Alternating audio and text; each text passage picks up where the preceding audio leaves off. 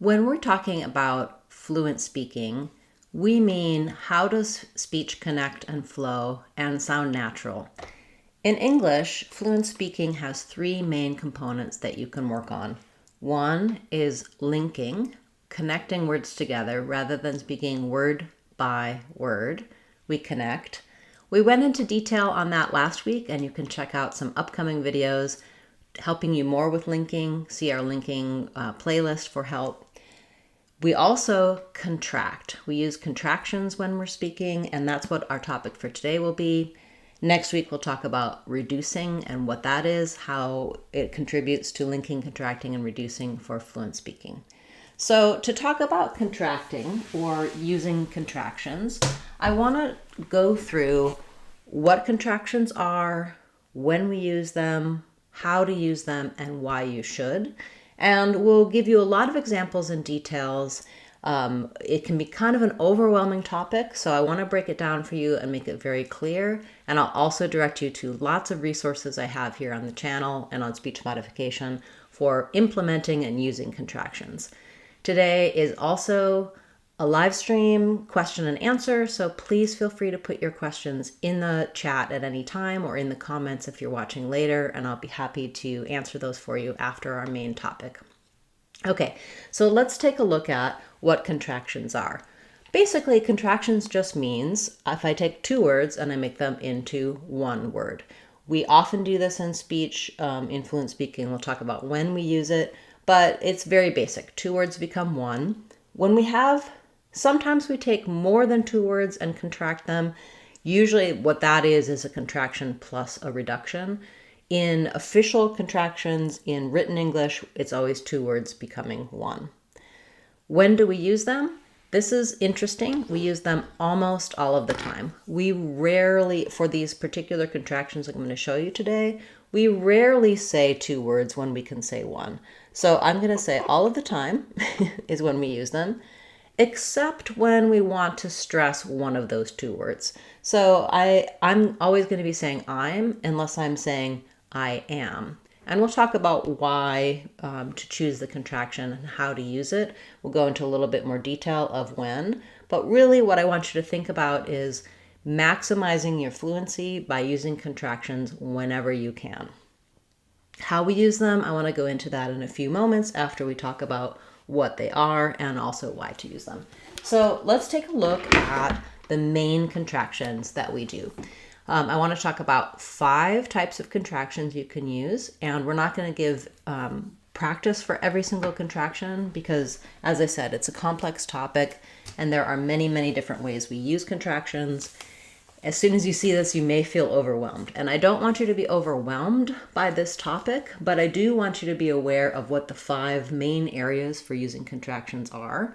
And so in order to do that, we're going to cover it and break those down for you. Let me just adjust so you can see that a little bit better.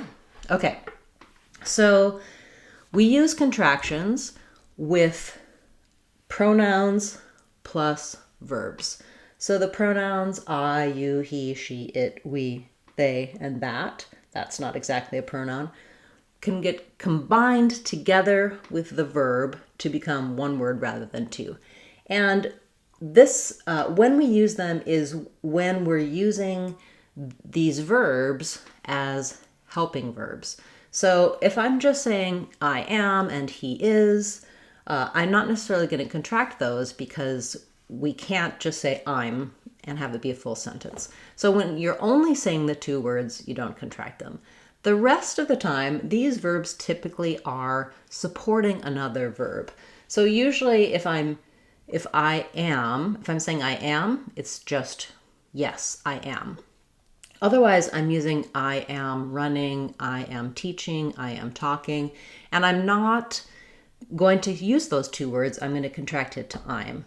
So I'm going, I'm talking, I'm working, I'm listening, I'm learning, etc. That's because the am is the unimportant helping verb, and so it's easy and useful to contract it. So we do that with the verbs for to be. We also do that with will. So rather than I will help, I'll help. Rather than she will go, she'll go. We also use it with both would and had. I've listed them together here because they both contract the same way.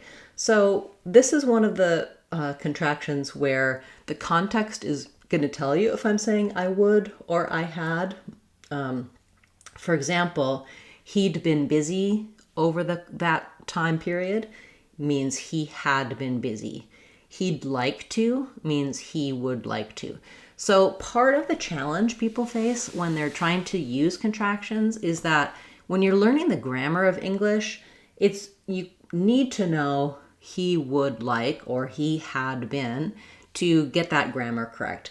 Then moving to the next step and changing to he'd for both of those can really be tricky for people. So starting to associate the full version with the two words and the contracted version together and noticing where you're still using the full version is one of the techniques that I'll teach you how to use to begin to implement contractions. And the another factor is how we actually pronounce these. And so that's something we'll talk about when we get to the how to use them as well.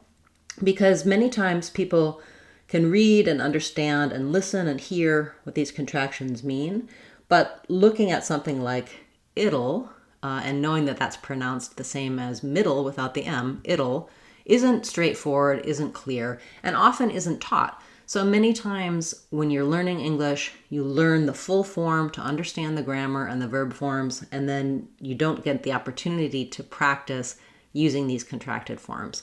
So a lot of my videos and resources are going to walk you through breaking these patterns down for the different verbs and the different pronouns, learning how to pronounce them and implement them, and why you should do that.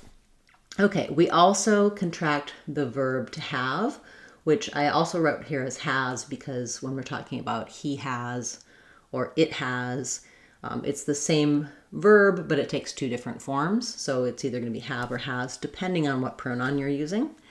And then we have a column here for negative contractions, where we rarely say the word not with these particular verbs. I almost never say I should not. I just say I shouldn't. Again, because the not is the less important of the two and it can contract, we often do that.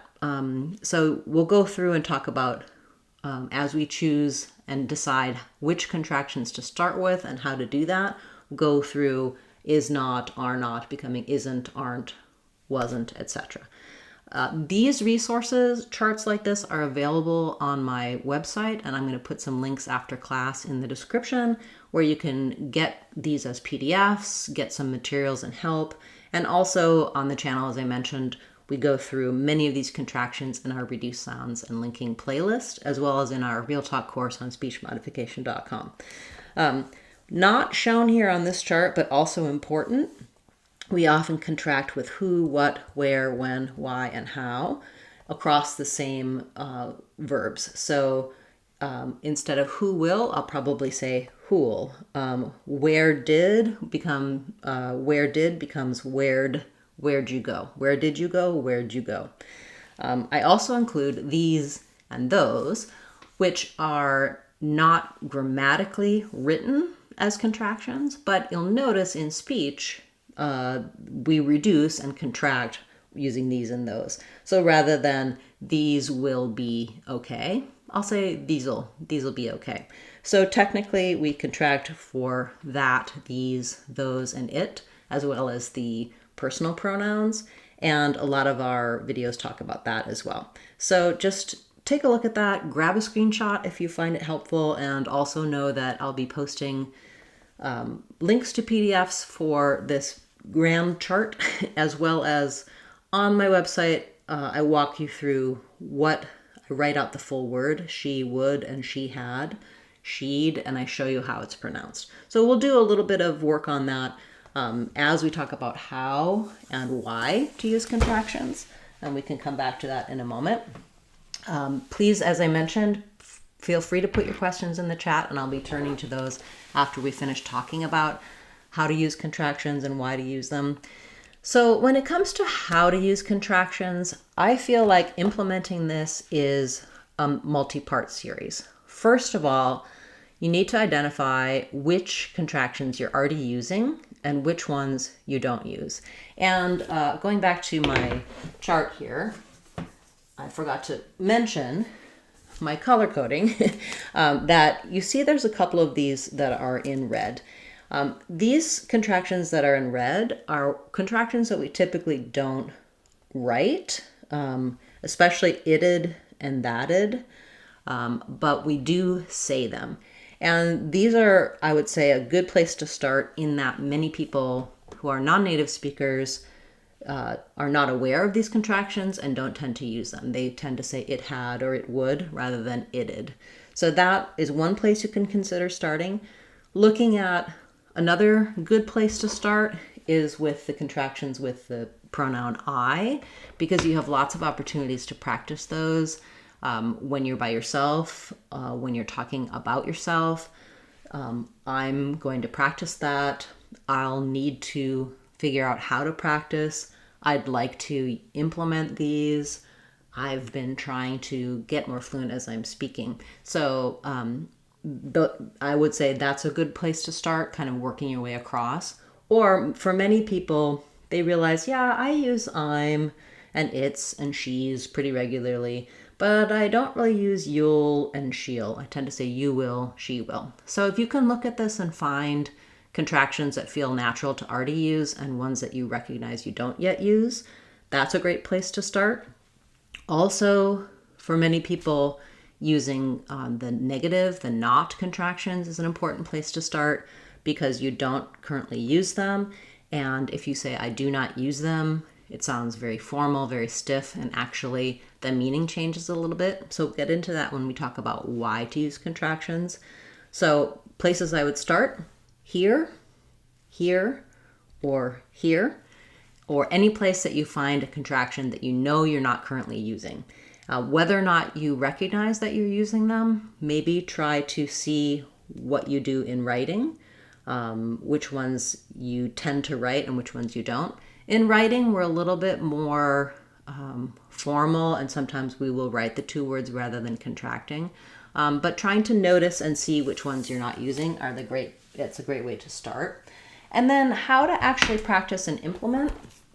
What I would say is, number one, you have to choose one or two. Don't try to do that whole chart of contractions at once, because it'll be overwhelming.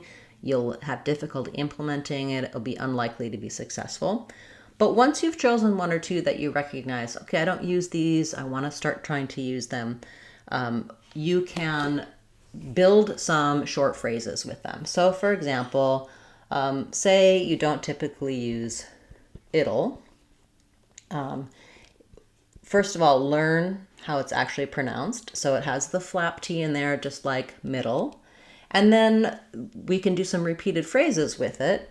For example, I'm going to just practice it'll be, and then try to fill in some of my own words. So it'll be good, it'll be busy, it'll be rainy, it'll be okay, it'll be great. I'm trying to come up with natural phrases that go together with it will be, move it to it'll be, and really associate that meaning in my mind and think about how I would naturally use it. So I'm practicing getting the motor practice as well as pairing that meaning of it will be, saying it as it'll be instead. That's one way I would say, just choosing one or two, doing repeated phrases, and then trying to become aware of, in your conversational speech, where it's happening and where it's not. And that's another way to figure out which ones to choose. Once you become aware, try to listen for other people using them so you notice them more and find that contrast of the context of using them. Because often one of the roadblocks for contractions, besides knowing how to pronounce them and what they are, is feeling confident in the grammar of them. If I'm saying, it would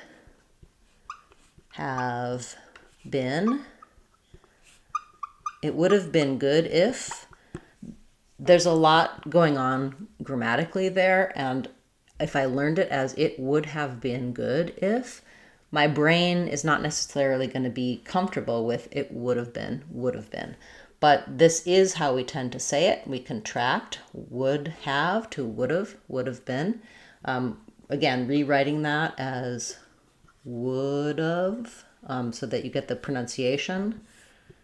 And then pairing it with been, would have been good, would have been nice, would have been better if, etc. So that I'm getting a lot of practice and I feel confident that I'm getting the grammar correct and the meaning correct.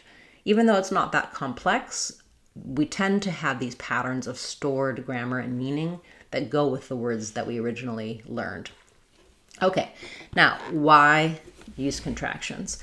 As I mentioned before, particularly with not contractions, but really with any of those big list of contractions, if I use two words, it's going to sound less fluent, it's going to sound more stiff and more formal, and it may change the meaning because those little words like am and will and have are not important. They're usually unstressed. And if I say, I am going, first of all, that sounds a little bit less fluent. But secondly, the way a native speaker would use that is to say, I am going. They typically only would say the full word am if they were stressing on it. And then there's kind of an implied, hidden, no, I am going. It's a little bit argumentative, or it's defending or responding. I don't use that if I say I am going. If I'm just saying, oh, I'm going to the store, I'm going shopping, I'm going out. It's much more natural and fluent to use I'm there. And I would reserve that. The meaning changes a little bit sometimes if I say I am going. So it can also mean yes, I am going. But it's usually in response and not just as a general way of speaking. This is also particularly true for using the not contractions. If I say I do not, that's really reserved for a kind of stronger than usual statement. I do not, rather than I don't. I don't think so. I don't believe that.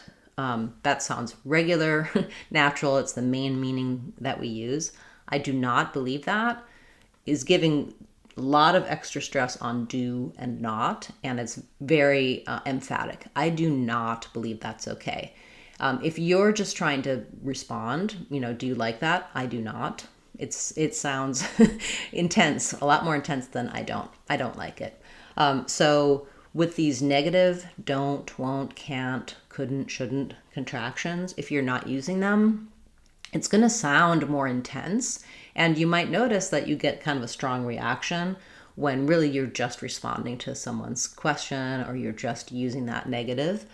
So that's a main reason why I highly recommend that as one of the starting places, determining which negative contractions you're using and you aren't, because it will sound different to native speakers and your meaning might change a little bit and you might be misunderstood, or it might be overemphasizing the negative, whereas the contraction is just the normal way of doing it.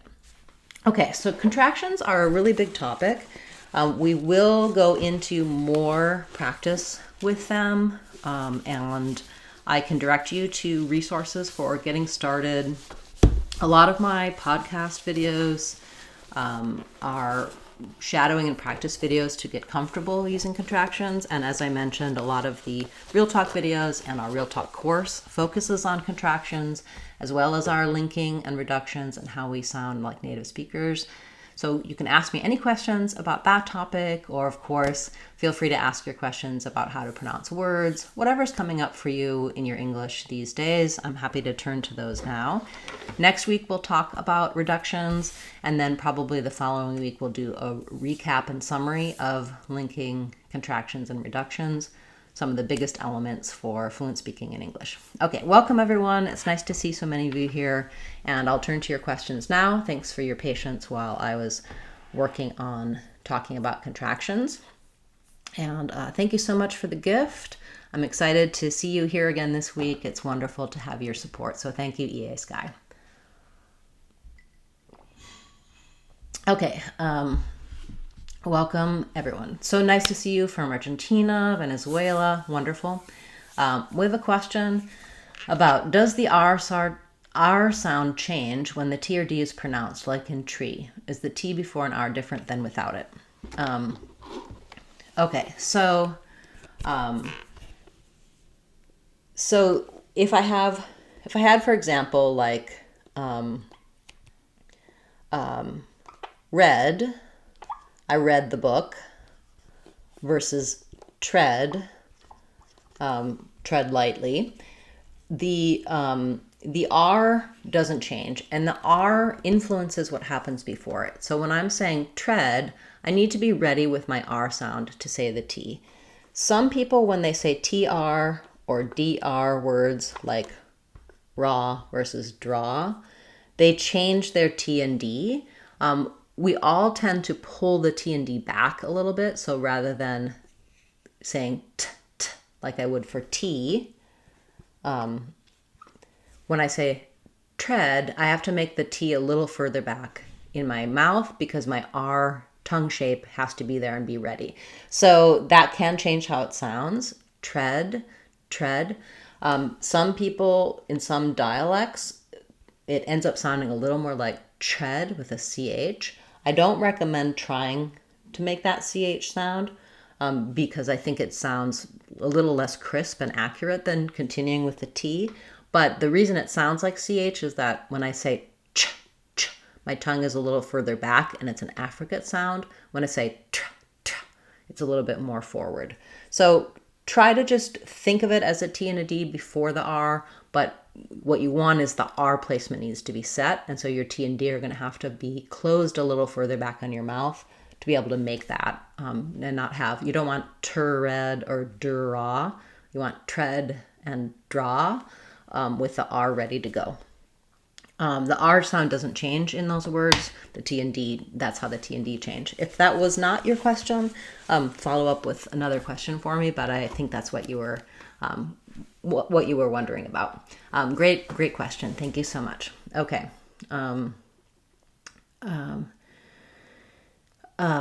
Wonderful. Okay, so next question.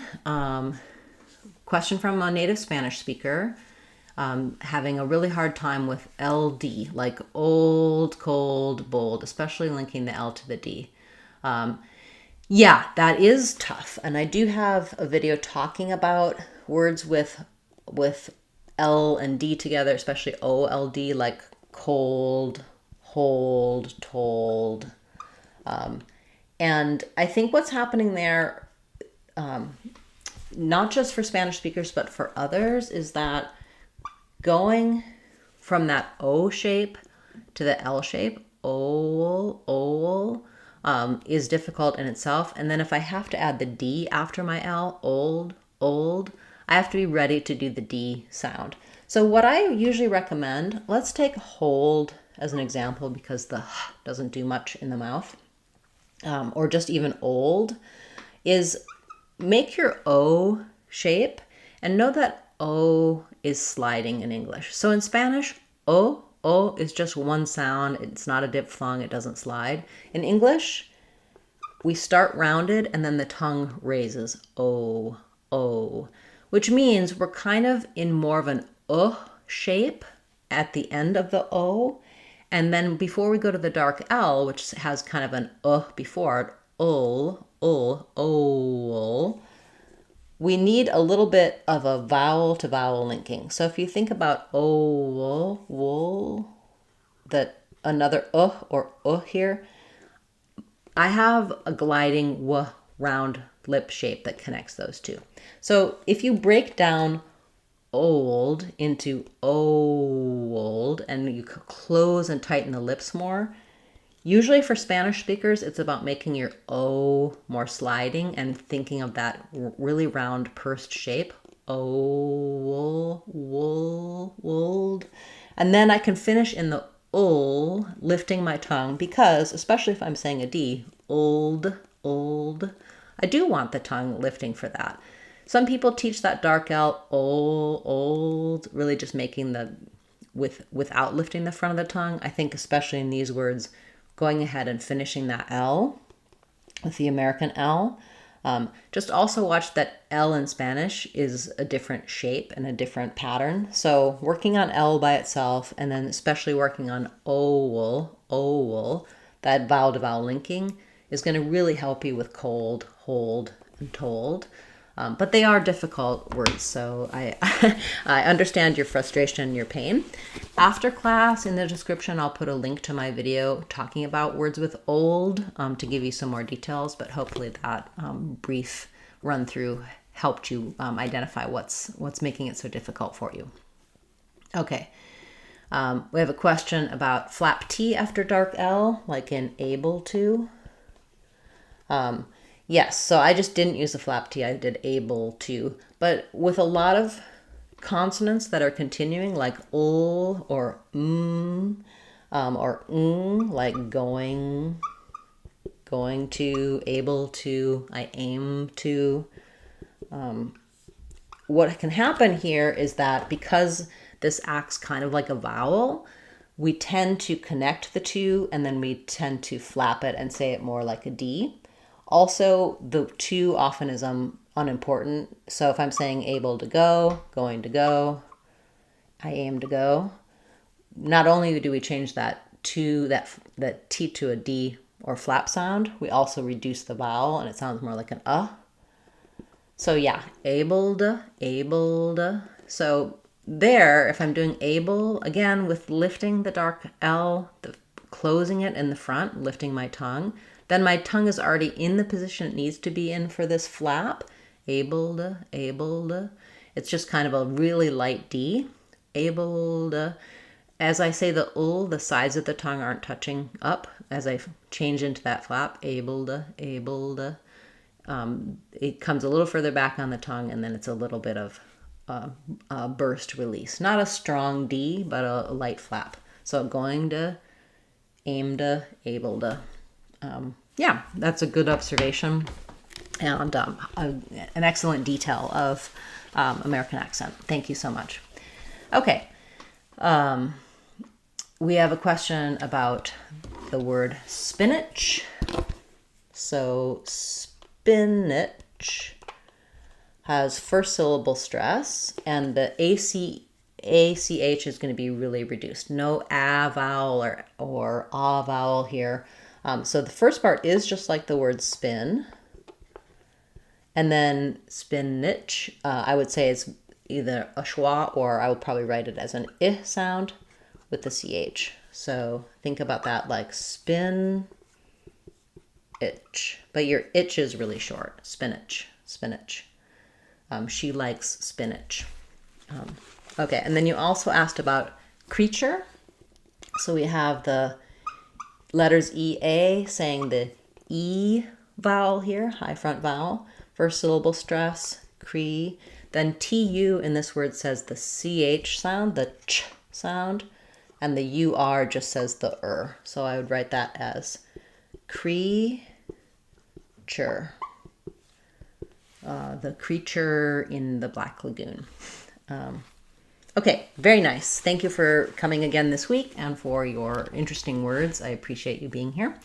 And we have a question about, is there a logical difference between saying I'd be awesome versus I'll be awesome? So what's the difference between I'd be and I'll be?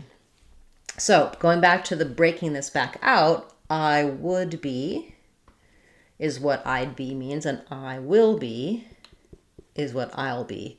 So this is used for future tense. I'll be okay, I'll be awesome, I'll do great. I'd be okay is more the subjunctive, like if that happened, I'd be awesome. If it happens, I will be awesome. So this is more definite in the future. This is subjunctive, like will it, if it might happen, it would be. I'd be awesome if you agreed to that. I'll be awesome when I go and do something. So your question there is, what you want to research if you need more details is when to use would versus will and what the difference is in those two supporting verbs. And there's some specific rules and grammatical context where we use each. Thanks. Great question. Okay. We have a question about software and how we don't really say that T, software. And yes, that's rule of 3 in the middle of a word. Because if I'm saying soft, you're going to definitely hear that T because of the FT cluster. But in software, I can either stop that T, software, but typically we just drop it and the F just continues right into the W. So we had the software for it. Hardware, we tend to do more of a stop to D because the R is part of the vowel. So hardware isn't really 3 consonants in a row. It's just 2. Good question. Good observation. And you're always discovering new things on Dead Heart. So nice to see you here again this morning. And thanks for sharing that with us. Okay.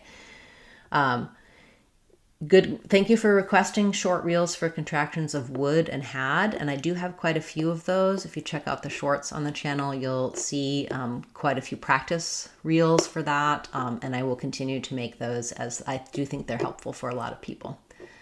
Okay. We have a question about ain't.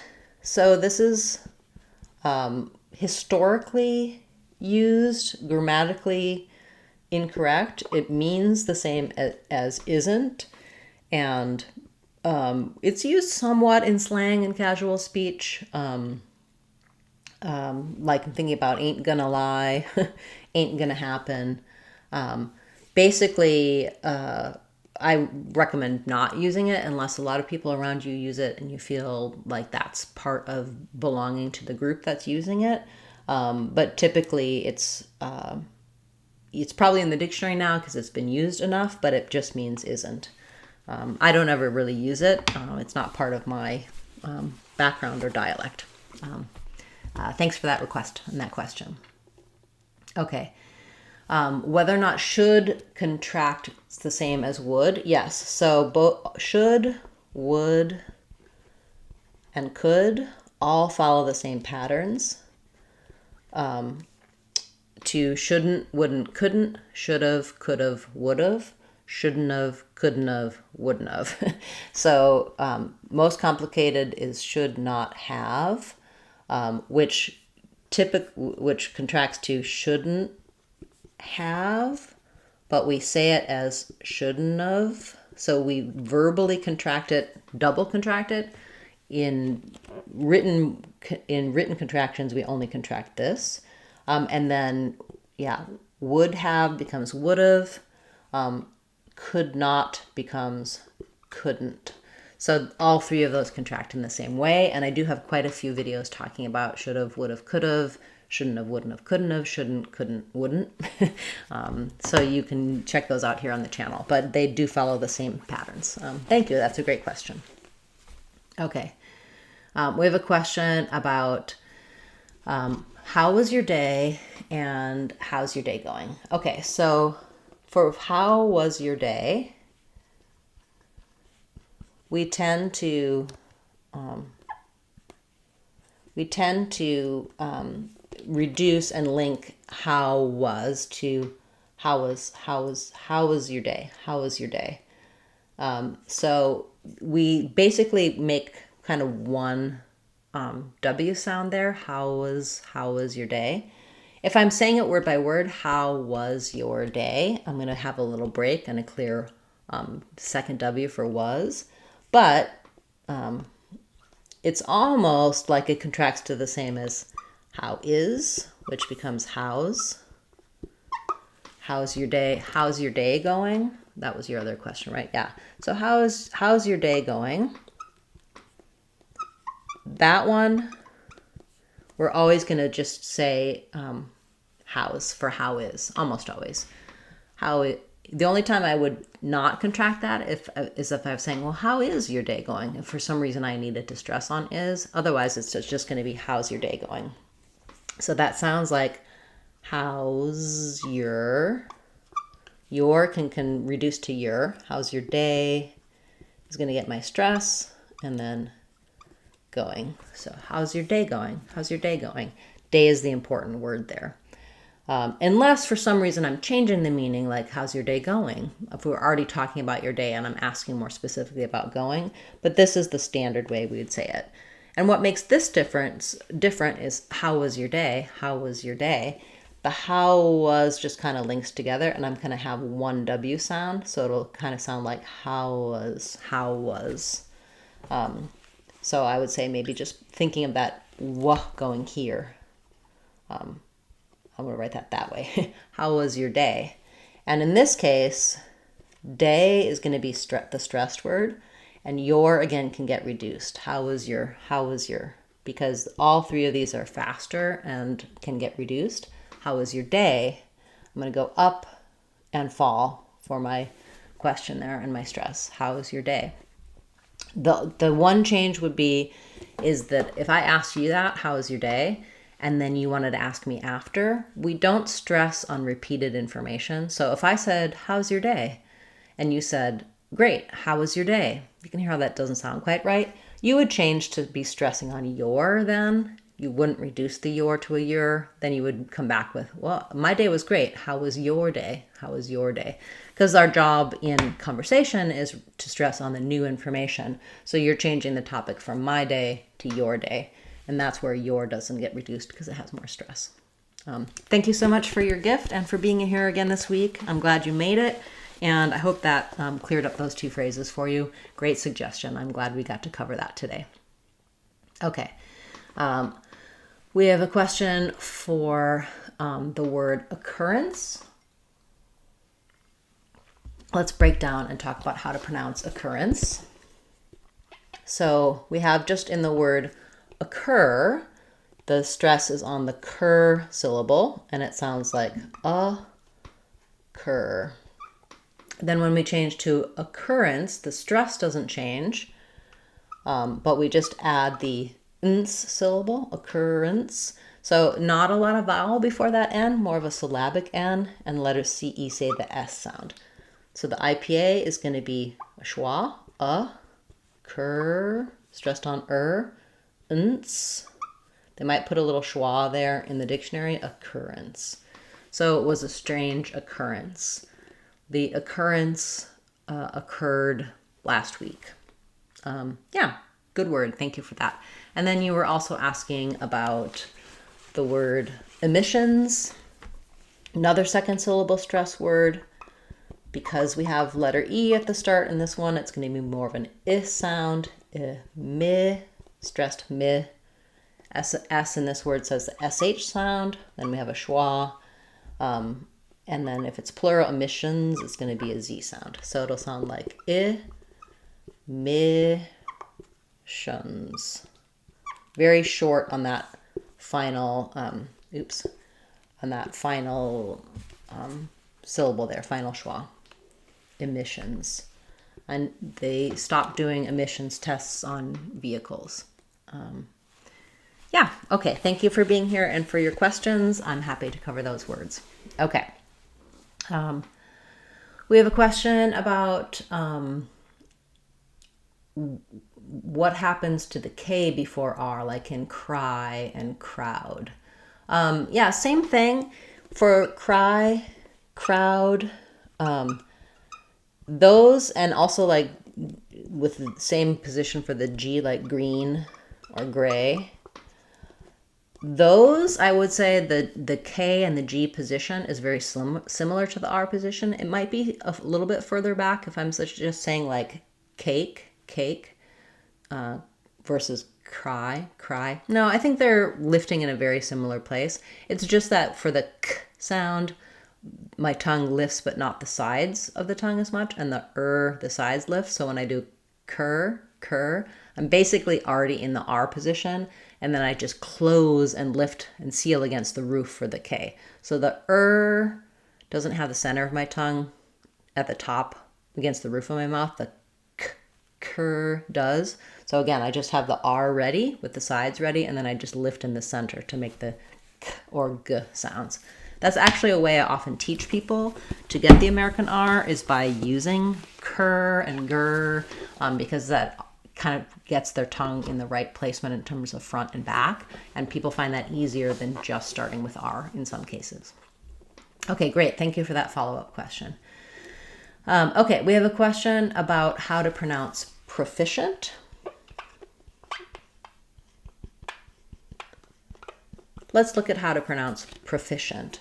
So fish is the stressed syllable here, and that means that the letters P-R-O are not going to say pro in this word like they would in a word like program. Instead, they're going to say pra. So we'll have the schwa. Then our stress is on the fi syllable. I'll write it like fish because the letters C-I say the sh sound in this word. We have but the vowel and the stress vowel is an I sound. And then we have the final fishent, very small schwa there, mostly a syllabic N and going to the T. So proficient. I'm just going to write it with only NT here because there's really very little vowel there. Go as quickly as you can from sh to n, proficient. To practice on that word, you might want to start on the stress syllable, fishent, and then add your pr back. Fishent, proficient.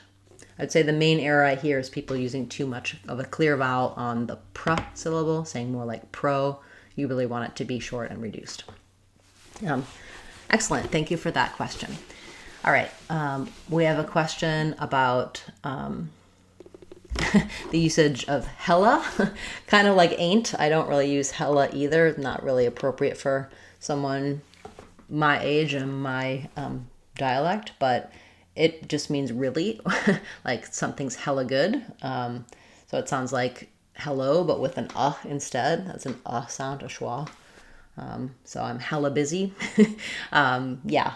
I'm aware of it, but it's not something that I typically use, but that's basically how it's pronounced and how people use it. There may be some other uses that I'm not aware of. Okay. We have a question about how to pronounce geriatrics. Yeah, that's a tough word. Geriatrics. So in geriatrics, we stress on the a syllable. So it's kind of rare for letter A to say a in English, but this is a good example of where it does. The letter G at the beginning here says the j sound like in jump. So I'm going to write that as a j. There's probably secondary stress because ER says air here. So think about it like in the word air or jar. Same thing as the beginning of the word, the name Jerry or Gerald. So we have Jer, E. Oh, it's not an ah, it's an ah. Okay, good. It follows the rules. I misspoke in the beginning. So a like cat, Jerry tricks. So Jerry a like cat. And then this is actually just the same as we say the word tricks. So she works with geriatrics. Geriatrics is an area of medicine. Yes, thank you for that request. That's a good word. I don't think I have a video for that yet. So now I'm glad that I have covered it. Okay. Thank you so much, everyone, for these great questions, for sticking with this class, for coming week after week. I really enjoy hearing what questions you have because it helps me know what videos to make. If you're watching this later on, you can also leave your questions in the comments because I do go through those and give you answers, send you to resources here on the channel.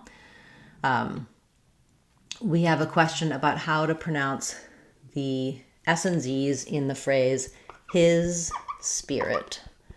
So in his spirit, we're going from the Z sound in his to an S sound in spirit. So technically his, if I made a break, his spirit, I would have two sounds there. Spirit. But because I link between the Z sound and the S sound, his spirit, you're going to hear it kind of as a voice Z sliding into an S. So if I just say his by itself, I'm not doing a strong z, his, right? That's kind of a weak Z, his spirit. So the same thing happens if I'm doing his spirit. My Z just kind of transitions into an S.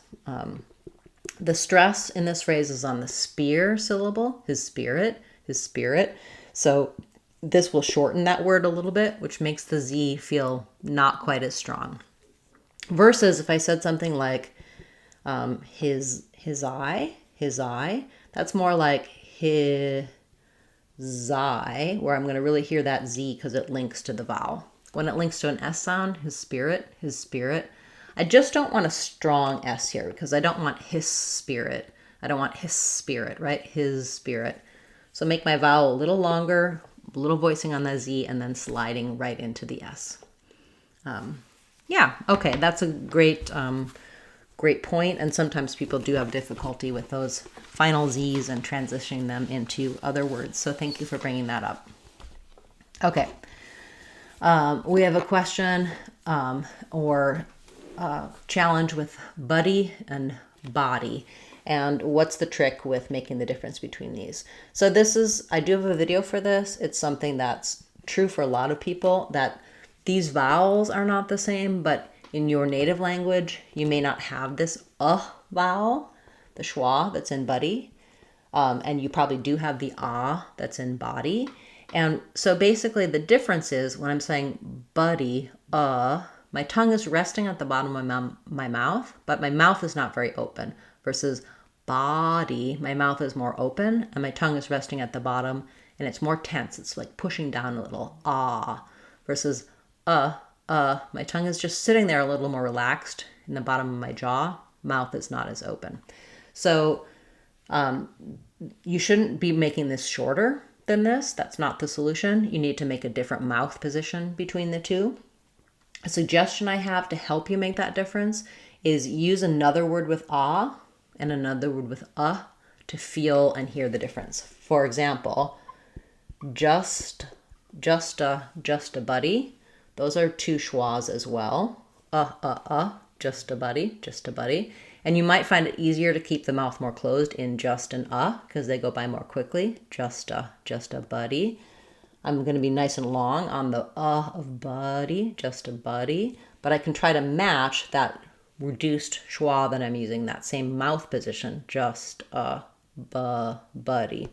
Versus not, using like not, we have not got a body, not and got, or my father's body.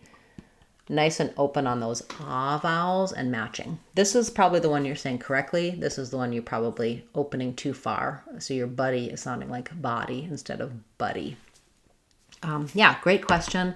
A video I have covered before, and that schwa versus is going to affect lots of words like that. So learning to differentiate those two vowels and which words have the sound, making the mouth a little more closed for those schwas is really going to help you there, and with a wide range of words in your accent. Thank you so much. Okay, we have a question about how to say how'd it go more fluently. So if I'm saying how'd it go, comes from how did.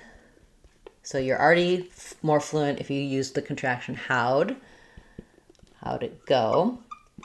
And so rather than how did it go, how'd it go? Now it's not wrong to say how did it go. We do use that sometimes. But because go is the stressed word here, how did it or how'd it go are going to be the fast parts, and we're also going to link them. So as I link between how and it, it's going to end up sounding more like how did it go. So thinking of it as this connects, how'd it go, and then my T on it, how'd it go, I don't want to let that out. So if you're doing how'd it go, it breaks it too much. What you want is an unreleased T here. Go up to the T, how'd it, and then just release, lift your tongue for the G and just release there. How'd it go? Yeah, yeah, hopefully that helps you to visualize it that way. Practice kind of lengthening here and making the how'd it quick. How'd it go? How'd it go? Yeah, that's a great phrase. Thank you for asking about that. I'm glad to get to cover that. Okay. We have a question about how to pronounce connoisseur. So let's look at connoisseur. So comes from the French, connoisseur, but a little bit different than in French, in English. So we stress on the first syllable, last syllable, and secondary stress on con. So C-O-N says the ah vowel. I'll write that as con. The O-I says the I sound, and then stressing on sir. In English, we just use the regular sound, connoisseur, or sometimes people do more like sewer, connoisseur. Two correct ways. So easier, I think, is connoisseur. Connoisseur, sewer, you have to kind of do more of that ooh vowel to vowel linking there. So she's a real connoisseur. He's been a connoisseur of that. Yeah, this one is probably a little bit more correct, and that's a little bit more the cheat way if you have trouble with the ooh. Yeah, good word. Thank you for that. It relates to entrepreneur, which is another word that people ask about often, and it also comes from the French. Okay. Great. So a question about anti or anti. So for antiperspirant, words that start with anti, is that spelled with an I or an E? Sometimes they're spelled with E. So antiperspirant can be anti or anti, whichever is easier for you. It doesn't matter. They're both used interchangeably by native speakers. And then we stress on the per syllable, anti-per. And then it's difficult because we have to do another per with an S there. Perspir. And then the nt is just a really short nt sound, syllabic N, antiperspirant. And you mentioned that it's hard to do those unstressed vowels quickly. So what I would do maybe is just try it without the anti or anti at first, and just focus on the stressed per being long and then spirant being a little more quick. So stretch this one, perspirant. And if these are giving you difficulty, which I understand why they would be, just work on them by themselves. Spirant, perspirant, and then finally antiperspirant or antiperspirant. So you can take it slow, syllable by syllable, and then try to speed up, or focus on the contrast between the fast parts and the slow part and just work on those fast parts by themselves. Yeah, that's not an easy word, so thank you for bringing that up. Okay, we'll take a few more questions and then we'll wrap up for today. It's nice to see so many of you here. I really enjoy these Saturday classes. Okay, we have a question about where my accent is from. So I'm originally from the Midwest, Wisconsin. And there's some elements of the Wisconsin accent that I've lost because I've lived on the West Coast now for most of my adult life. So I typically have like the West Coast / Midwest accent, which is basically a combination of what you hear most in media and somewhat standard of an accent. I don't have a few things of the typical Seattle accent because I came here as an adult, so I didn't really adopt those. But I did sort of lose some of the small differences of the Midwest accent. So pretty neutral sounding accent, which I think is partly why people like to imitate it, because you don't sound like you're from anywhere in particular if you speak the way I do. Okay, great. Question about whether we use O at the beginning of entrepreneur. So yeah, the EN does kind of hold on to the French and it sounds like on, like the word on. So the vowel is ah, but it's the same as how we spell that vowel with O often, like in on, entrepreneur. Yeah, thank you for that question. Okay. Question about the word data and whether it has more than one correct pronunciation. And yes, it does. So you can either say data or data in American English. So this one is the A diphthong and this one is the A, like cat. Notice how for both of them I'm flapping that T, saying a little bit more like a D. That's the American version. British data or data, they will use a true T there, but we use a flapped T. Yeah, so either is correct. And for that one, I usually just say either do whichever's easier for you, or if you notice people around you tend to use one more than the other, you can do the same as in your area. But I don't think it's really a regional difference. It's really just a dichotomy of two correct ways, and people just do one or the other. Okay, great. Question about enterprise, entrepreneur, entree. Yes, we can talk about these. So in enterprise, the stress is on the N syllable, enterprise. And so we have the eh vowel there. And we have secondary stress on prize. So I have a new enterprise. Then my letters en are going to say n. But in entree, it comes from the French, and we stress on the tray syllable. And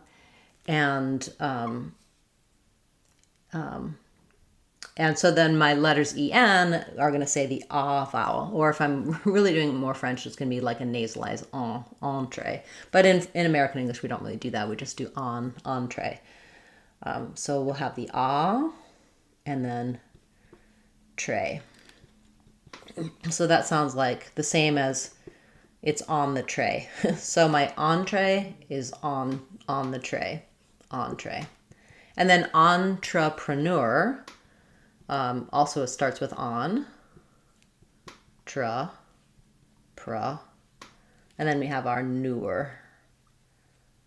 Or some people say ner, entrepreneur or entrepreneur. So entrepreneur.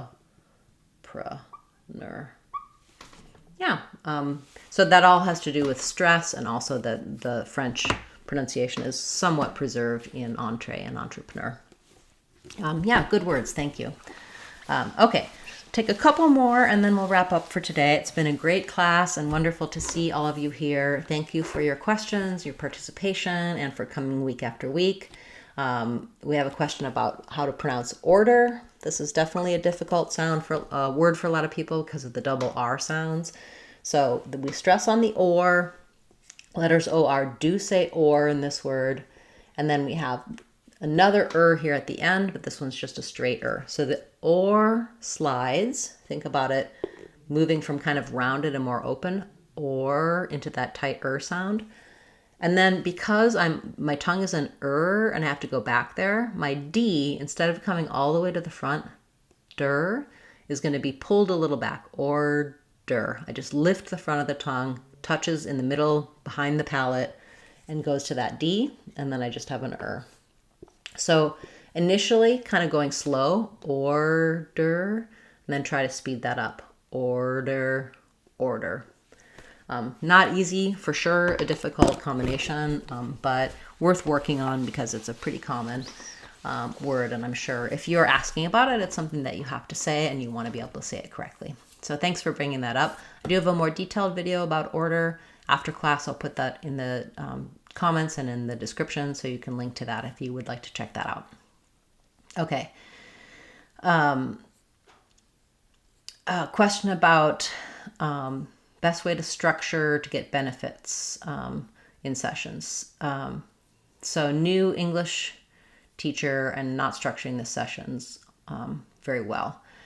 Yeah, so it depends on what your goals are. I would say if you're feeling like you have a teacher and they're not meeting your goals, try to let them know what you're hoping to get out of the sessions so that they can prioritize those things. You may just find that the teacher only can follow a certain type of structure, but if you If you can tell them, for example, I need help with knowing what my deficits are and correcting those, or I've been specifically working on these things, what else should I prioritize to get to the next level? Giving them some feedback on what you need and what your goals are can help them rechange how they prioritize for you in particular. Okay, great. Thank you so much, everyone, for being a part of class today. And I hope it was helpful for you to take a look at those contractions at the beginning of class. We'll talk about them again a little bit next week, as well as talking about reductions. And leave me any follow-up questions you have that we didn't get to today in a comment. I'll be happy to answer those for you in a reply and give you resources here on the channel and also on our website, speechmodification.com. Thanks so much to all of my channel members. There's a growing number of you, and I really appreciate your support, and I hope you're enjoying the extra materials available to channel members here on the channel. If you haven't yet subscribed or joined, check that out as an option. It's a great way to show your support. And thanks so much for being here in class. That's the best way, is to watch my videos, to show up for class, and to comment, share, and like. It really helps the channel to grow. Thanks for a wonderful class today, and I hope you have a great weekend. I look forward to seeing you on Tuesday when we drop a new video, as well as next Saturday in our live class. Remember, if you want to sound like a native speaker, you can do it. speechmodification.com. Bye, everyone. Thanks for a great class.